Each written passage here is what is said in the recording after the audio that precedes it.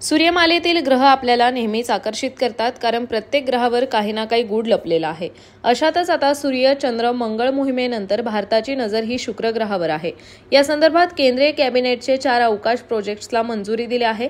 त्यामुळे आता एका शुक्र ग्रहाची मोहीम हाती घेतली आहे। या मोहिमेला व्हीनस ऑर्बिटर मिशन्स म्हणजेच VOM असं नाव देण्यात आलं आहे। या संदर्भात PM मोदी यांनी सोशल मीडियावर पोस्ट करून भारत मार्च 2028 पर्यंत mission Venus orbiter mission launch करणार असल्याचं म्हटलं आहे। भारतीय अवकाश संशोधन संस्था इस्रो हे मिशन प्रत्यक्षात आणणार आहे। व्हीनस ऑर्बिटर मिशनसाठी भारत देश तब्बल 1236 कोटी रुपये खर्च करणार आहे।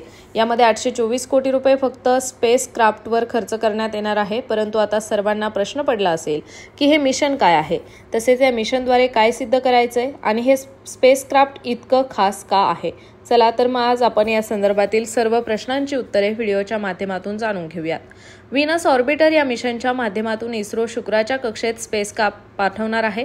यावेळी अनेक वेगवेगळ्या चाचण्या केल्या जाणार आहेत, तसेच शुक्राच्या पृष्ठभागाचा अभ्यास देखील केला जाईल। शुक्र ग्रहावरील वातावरण समजून घेण्याचा हा एक प्रयत्न असणार आहे। शुक्र हा सोलर सिस्टीम मधला सर्वात तप्त ग्रह आहे। सूर्याचा शुक्रावरील प्रभाव समजून घेण्याच्या दृष्टीने सुद्धा ही मोहीम महत्त्वाची ठरणार आहे। तर आता स्पेस क्राफ्ट शुक्रावरच का उतरणार?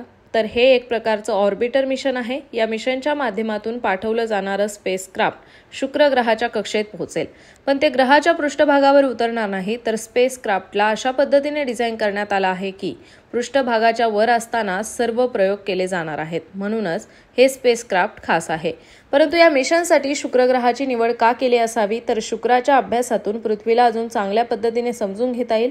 सौर मंडळातील हा सर्वात तप्त ग्रह कधी काळी राहण्यायोग्य होता, मात्र आता या मोहिमेद्वारे शुक्र ग्रहावर झालेल्या बदलांचा अभ्यास केला जाणार आहे, कारण शुक्र ग्रह पृथ्वीसारखा मानला जातो। शुक्र आणि पृथ्वीला सिस्टर प्लॅनेट असं देखील म्हणतात। यातून दोघांची झालेली प्रगती बदल समजून घेता येईल। याशिवाय शुक्र मिशनमधून भारताला ग्रहांबद्दल महत्त्वाची आणि इंटरेस्टिंग माहिती देखील मिळेल। हे मिशन टेक्नॉलॉजी, विकास आणि क्षमता, वैज्ञानिक कौशल्याचं प्रदर्शन असेल, असं इस्रोच्या अधिकाऱ्यांनी सांगितलं आहे। परंतु हे मिशन पूर्ण करणे इस्रोसाठी खूप आव्हानात्मक असणार आहे, कारण तेथील उच्च तापमान आणि दाब हे इस्रोसाठी सर्वात मोठे आव्हान आहे। वास्तविक शुक्राचे तापमान खूप जास्त आहे आणि वातावरणाचा दाबही खूप जास्त आहे, त्यामुळे उपकरणे सुरक्षित ठेवणे हे देखील एक आव्हानात्मक आहे। तसेच तेथील धोकादायक वातावरणही इस्रोला मोठी समस्या निर्माण करू शकते। याशिवाय शुक्राच्या वातावरणात सल्फ्युरिक ॲसिडचे ढग तयार होतात, ज्यामुळे उपकरणांचे नुकसान देखील होऊ शकते। तर मंडळींनो, तुम्हाला हा व्हिडिओ आवडल्यास व्हिडिओला लाईक करा, शेअर करा आणि असेच माहितीविषयक व्हिडिओसाठी स्प्रेडिटला सबस्क्राईब करा।